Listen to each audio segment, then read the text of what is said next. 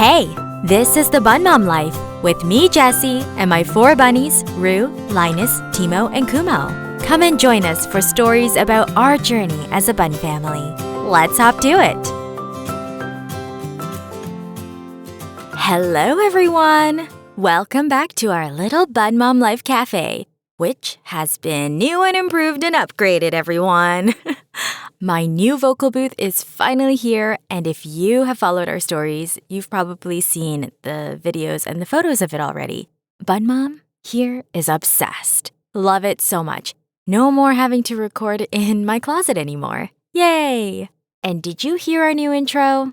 How wonderful that our Bun family has expanded once more.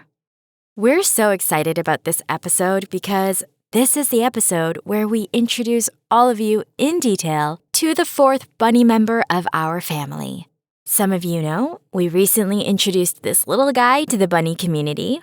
And as usual, the warmth and love and support all of us, including Rue, has been incredible. And that leads me to say, as always, thank you to all of you who have been supporting our Bun family. Whether you've been connected to us from the start on Instagram, or just recently tagged along on our journey, or whether you've been hopping onto this podcast to listen to all of our episodes, or just a few, or perhaps this is your first one. Thank you, thank you, thank you.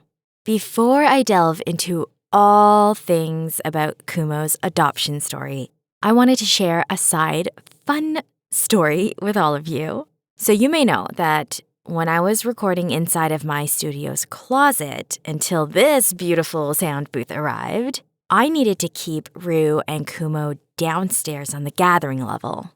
That's the living room, dining room, kitchen area. We just say gathering level to make it easier.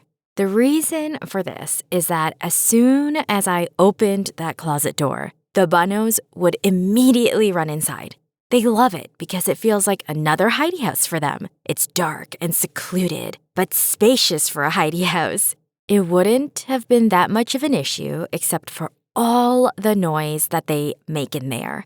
I have a rug laid down on the floor of the closet that was helping to absorb the sound, and Rue had taken a fervent interest in digging at that rug. I don't know if it's because she thinks she'll dig down into some kind of nom-nom treasure chest, but if she gets in that closet, she'll be digging nonstop. Whereas every other rug in the entire home is not being dug through, just this particular one in the closet. And then with all those digging noises, there was no way for me to record or get any work done. Then Kumo would run in and he would try to squeeze in between and behind all of my equipment, try to stand up and climb everything, and his little paws would make all sorts of noises. Hence, when Bun Mom needed to work back then, which was not that long ago, Bun Buns had to be downstairs. But now, Bun Mom is in a fully soundproof, protected booth, and there's a glass door. So Bun Mom can actually look out the glass door and see the Bun Buns while she's recording, which is one of the best things about this vocal booth. Funny thing is that Kumo is a little freaked out because he sees me through the glass door standing in here, talking and waving my arms, and he has no clue what I'm doing. So he's a little bit startled. He's kind of just sitting out there staring at me in a little bit of concern and fear. He'll get used to it. Rue, on the other hand, was just like, oh, so you're doing that now. Okay, great. See ya. And she's off exploring some other corner of the house right now. I think I've shared enough pre-stories. Let's jump right into Kumo's forever home story. Now that Kumo has been with us for over 3 months, here's what we've learned about him. He's super sweet, very gentle with Rue. He's an incredibly forgiving bunny, which we'll share more stories of that later on in different episodes. He's super energetic, and he often acts like a little kid that has had way too much sugar. He is the only one of our 4 bunnies that doesn't love snuggles and pets that much. He just doesn't want to sit still. If bun parents are around, he is running around our feet, following us everywhere, trying to chase the nom-noms, but he will want all of Rue's attention and all of her grooming. And he'll stay still for pets, especially when he's super sleepy or when he's snuggled up with Rue. He is the puppiest of our bunnies. Yes, I made up that word unless it already exists and someone else has already used it. But he is really like a little puppy. And as I mentioned, he's glued to our feet. He follows us everywhere, whether it's upstairs, downstairs. He's really great with recall and will come whenever we call Kumo. Even if he's on a different floor, he'll come immediately. I mentioned on Instagram that we literally have to shuffle and slide our feet around the house to ensure we don't accidentally step on him or kick him. There's been so many times where I've been in the kitchen, I'm preparing food or I'm washing the dishes, and then I look down and there is little Cloud sitting right between my feet or right behind my feet, looking up at me with his little puppy bunny eyes, just waiting for the moment when I decide I want to give him a little bit of a nom-nom. He's very patient. And some of you who follow our Instagram know that he has enjoyed jumping up onto the bench early in the mornings when I'm journaling and just sitting with me there. He'll, of course, try to get food. But other than that, he likes to nap beside me as I journal, and I'll pet him. See, that's a moment when he really likes pets because he's super sleepy and super snuggly at that time, and is just the cutest thing ever, and I'm so glad it's now an updated part of my morning routine. Kumo also gives us bun parents kisses once in a while, which is so delightful. I'd like to talk about why we kept Kumo a secret for a while. So Kumo came home on May 4th. In the post on Instagram introducing him that has since been revised, I had written May 11th because I got my dates mixed up, but it was May 4th that he came home. And we didn't announce him to the online bunny community until July 11th. The reason is not because we didn't want to include everyone and share our joyous news. The reason was because of our fears.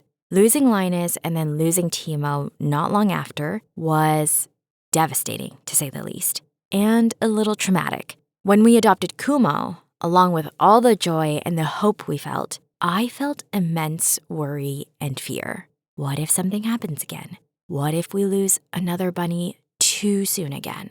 What if we share this amazing news and not long after we have to share terrible news with everyone again? All these thoughts were scary, and so we kept him quiet and kept our adoption secret for a long time. At first, it was the 2-month mark that was triggering because for Timo, he had lapses in his health every 2 months. So I thought, maybe after 2 months, if nothing happens, then we'll share about him. And I know, fears are not always logical, and this wasn't logical in any way because anything could happen at 3 or 4 or 5 months, at a year, right? But that was what happened for Timo, the 2-month mark. So it was like 2 months was a very sensitive time for me. And I didn't even know this until we had Kumo. Then we had decided that, maybe we'll tell everyone about Kumo once he and Rue are bonded. Again, doesn't make logical sense, but in my head I was thinking, minimize the potential for any bad news as much as possible. Minimize the need to share anything heartbreaking. There's no way to control anything, but I felt like if there was something that I could control, I wanted to try because I couldn't control anything else. So again, it's that illusion of control. So for us, that was controlling when we would open up to the world about the 6th member of our bun family, open up our wounds and vulnerabilities to the online community again. And that's why we kept him a secret for this long. Throughout this period of time, I have come to terms with all these fears and worries, and I've let myself feel them, but also I've reminded myself that nothing is ever certain.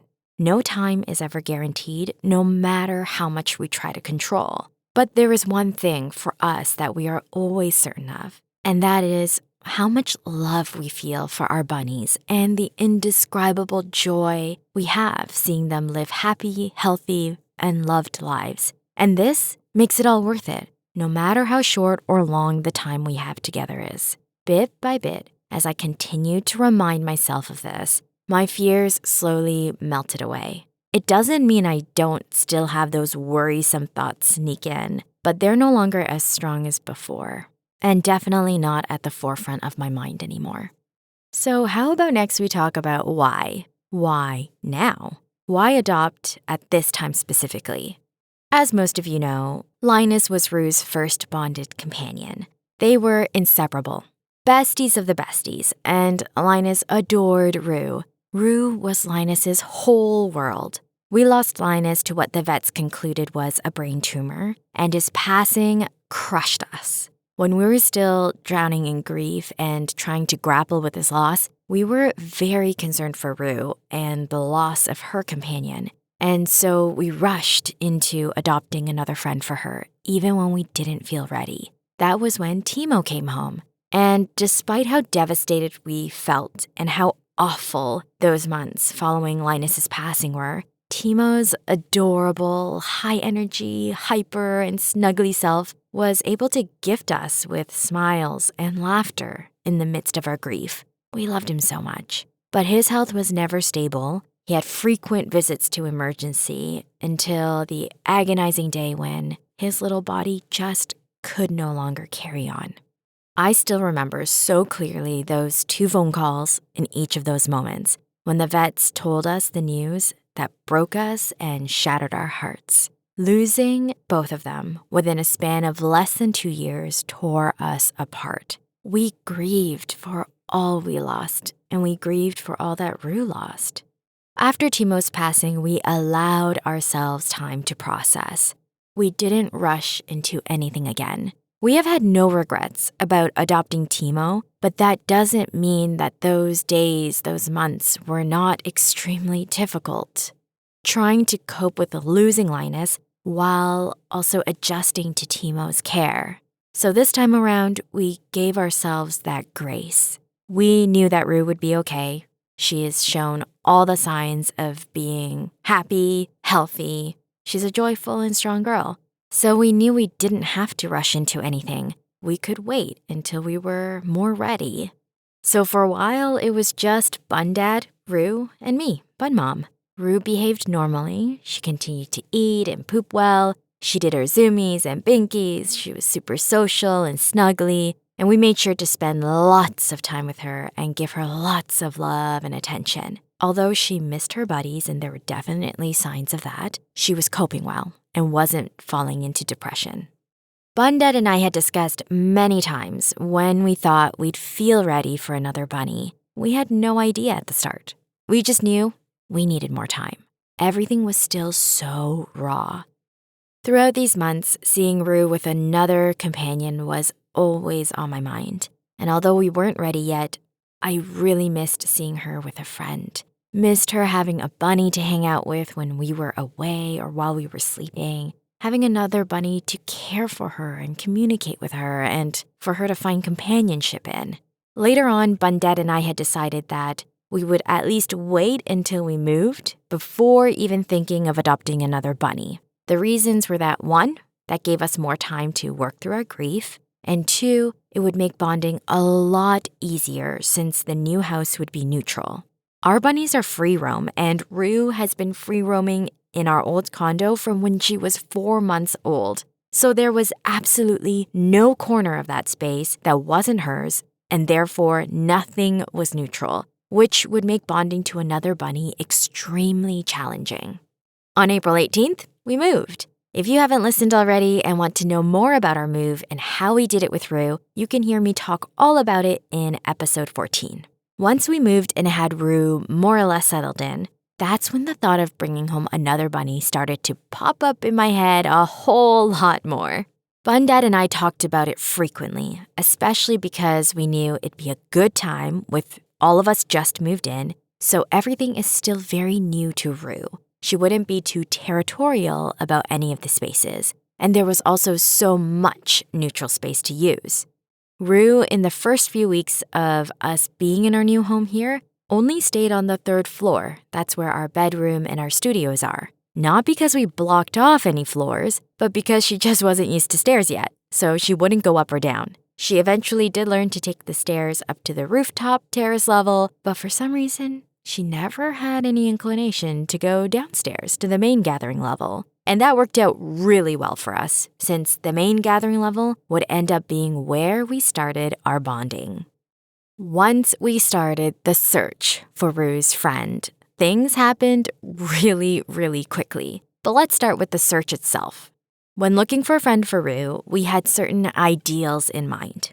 Ideally, we wanted the new bunny to be around Rue's age. We didn't want there to be too big of an age gap between them.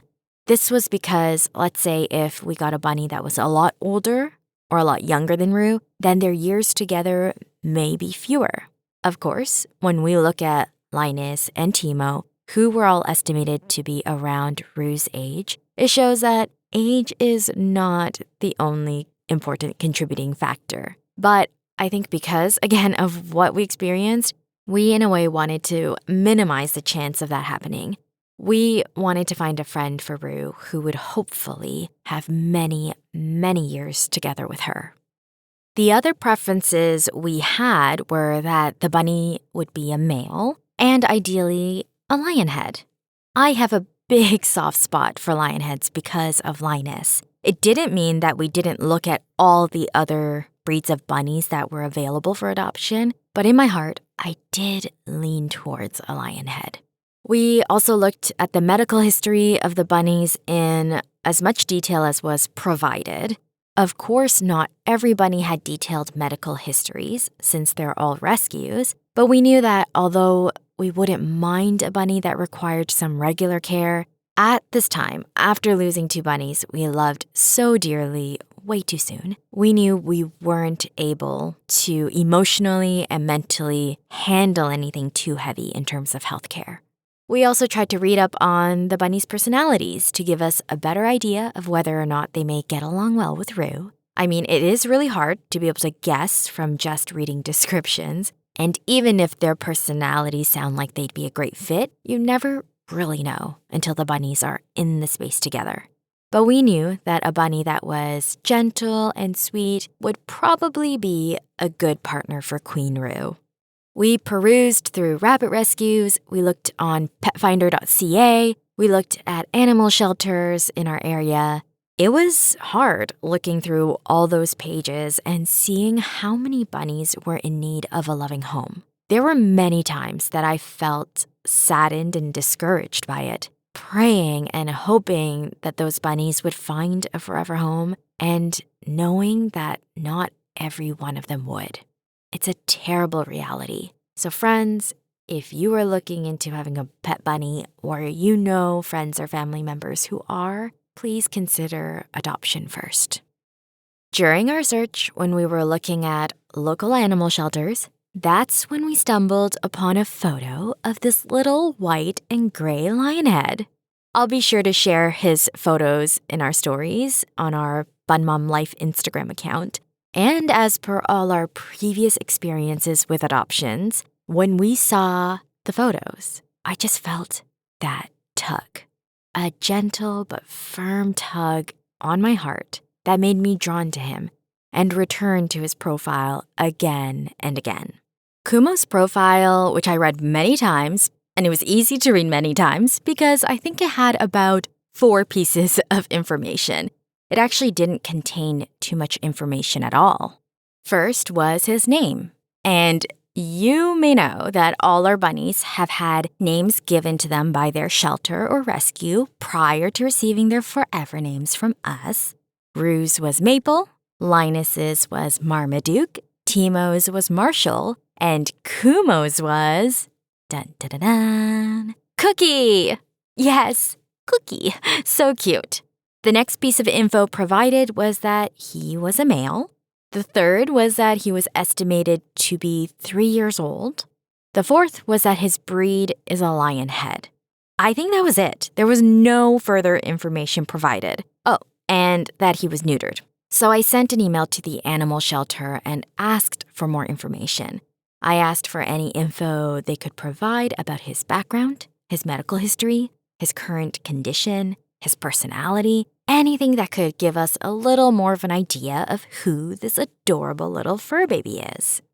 A staff member ended up calling me really soon after. I sent the email the evening of April 29th, and I received a call the next morning. They shared that Kumo was surrendered to the animal shelter twice. They didn't give the reasons why the previous families gave up on him, but that immediately broke my heart. that he was abandoned twice.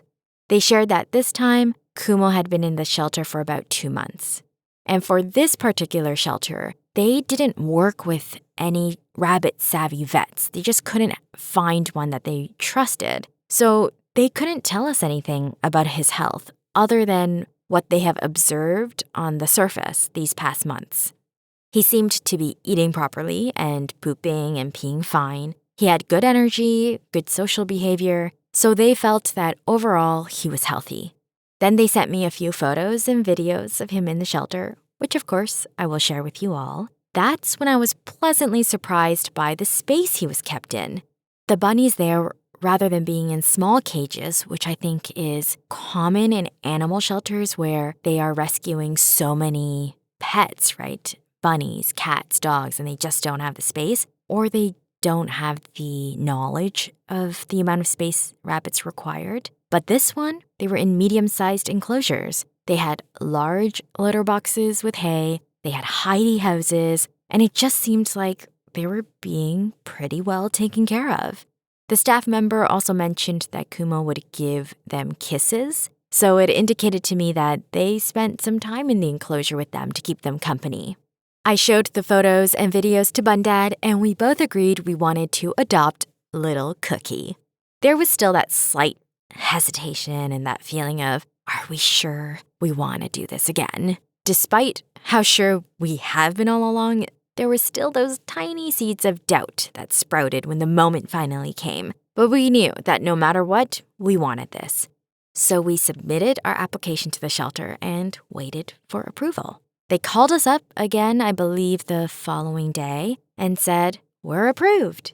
They asked if we wanted to meet the bunny first or if we were ready to just pick him up and bring him home. And you know our answer. We knew. We're his forever home.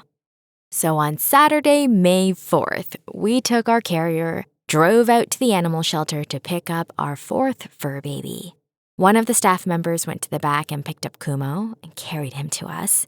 We immediately got him safely inside the carrier and zipped him up since there were some dogs around that were being visited by potential adopters. And we were thinking, oh, he's so fluffy and cute. His fur is so pristinely white, like freshly fallen snow. We were astonished when we first saw it. The shelter gave us a little folder with details on him. We paid the adoption fee, which was, get ready for it, $45 plus tax.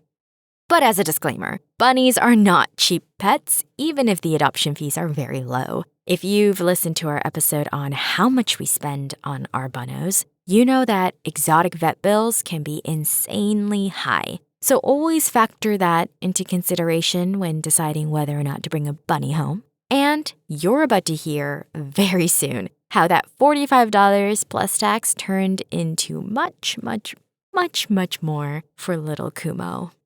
Originally, for a Kumo setup at home, we wanted a spot for him where Rue had not been in yet, but where she could still see him and still smell him, and also wouldn't be in a space that we would eventually be using for bonding. So at that time, on the 3rd level where Rue stayed, that would be the 2nd bathroom. We call it the 2nd bathroom because there's a master bathroom on that floor too.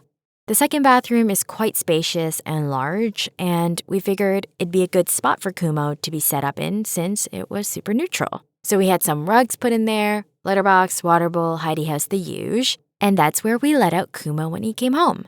He immediately went to exploring everything. We gave him space and gave him time to be on his own to look around, and Rue was immediately curious about him. We have some pretty adorable pictures of Rue being curious about this new intruder in the house, so I'll be sure to share those with you. Kumo was in that space only for a few days before we moved him. I started to feel bad that he didn't get any windows and natural light, so we fenced off almost half of my studio space and shifted his enclosure there. We had just finally had our large rug for that room delivered, so it helped to make the room feel a little more neutral since Rue had already been exploring that space for a little bit, but not too long, so she actually wasn't territorial about the studio space. With the fence in place, Rue and Kumo were able to interact, and neither of them were territorial. Before, with both Linus and Timo, Rue the first couple of days would lay territorial poops along the fence, but with Kumo and being in this new home, no territorial poops at all. It just goes to show what a big difference having a neutral space makes in bonding. And even with the enclosure for Kumo, Rue stayed happy because she still got to be free roam and run around the entirety of the rest of the third floor. So this also was a big key in a successful bonding experience for us. I won't have time to delve into the actual bonding process in this episode just because there is so much information. There are so many stories that I need to share with you all that we will just have to have the next episode, maybe even next 2 episodes dedicated to it. But to give you an idea, we couldn't follow the traditional methods of bonding for Rue and Kumo. It just did not work with Rue, who was so used to having tons and tons of space. So trying to put Rue in a small area only frustrated her. So she was already in a bad mood while being with the stranger bun, which didn't help at all.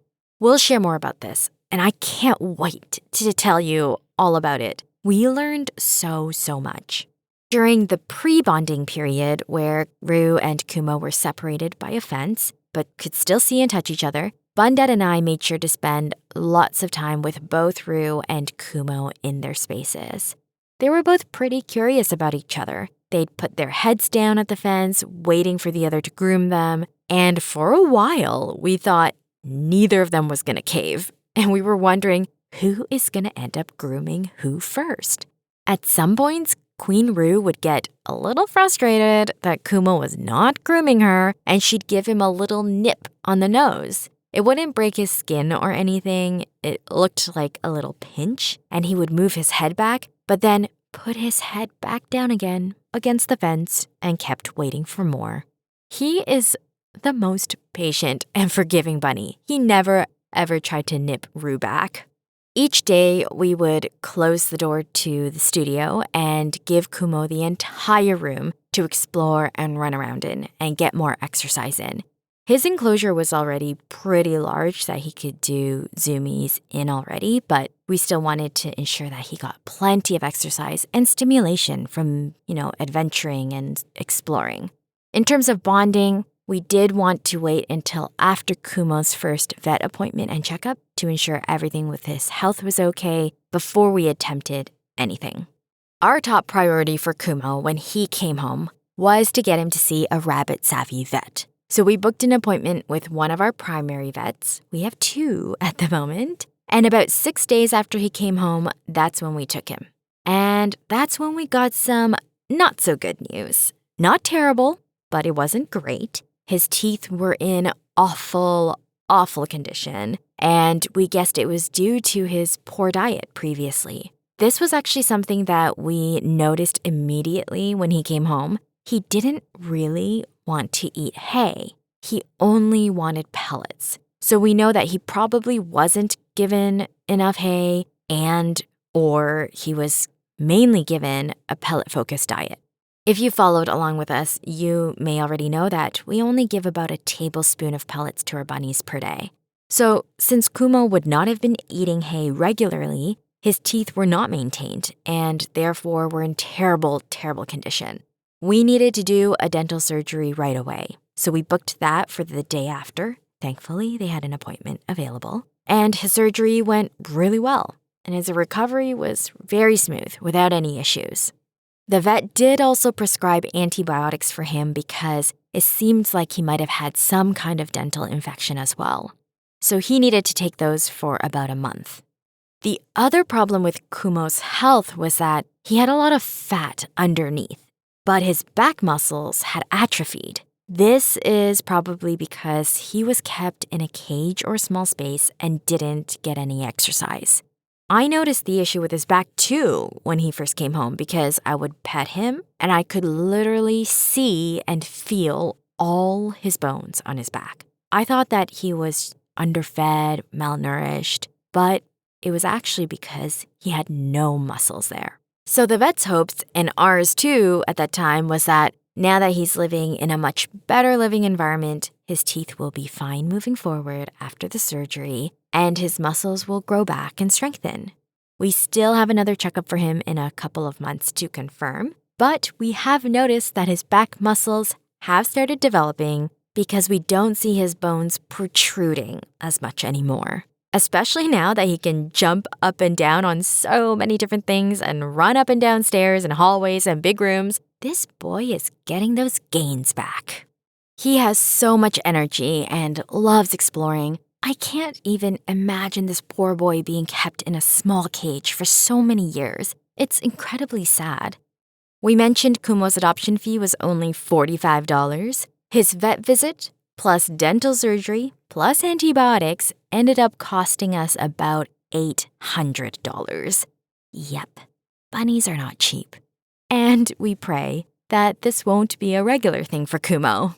How did we choose Kumo's name? Fun fact, I love thinking of bunny names. And so knowing that we were going to be adopting, I had already been brainstorming potential names even before we found Kumo. I had a few ideas, but we wouldn't really know what we'd choose until we saw the bunny. Kumo means cloud in Japanese, and when we saw him, we felt that it was just so perfect for our little cloud bun. And that's it. That's how Kumo's name came to be.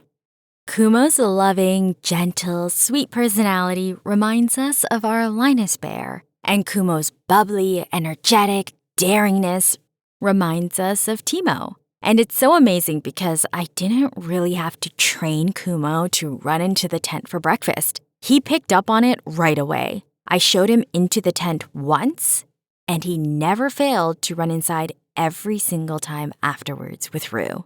One of our Instagram bunny friends commented and said, "It's like he already knew. It's like he's been here before."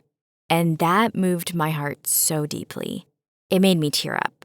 It made me think of Linus running into the tent with Rue every morning of his life with us.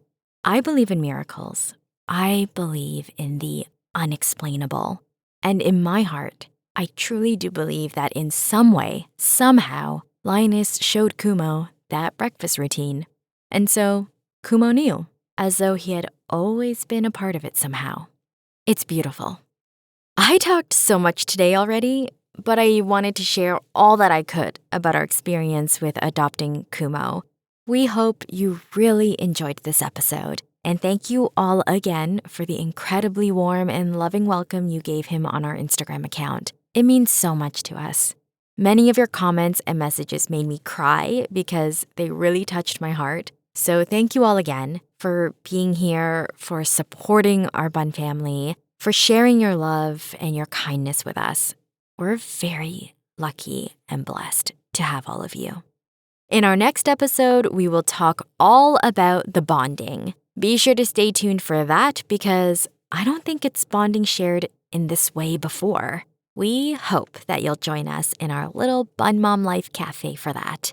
Have a wonderful day or evening wherever you are. And remember, you are loved and cherished always. Our 4 Bun Buns send you lots of boobs. Bye!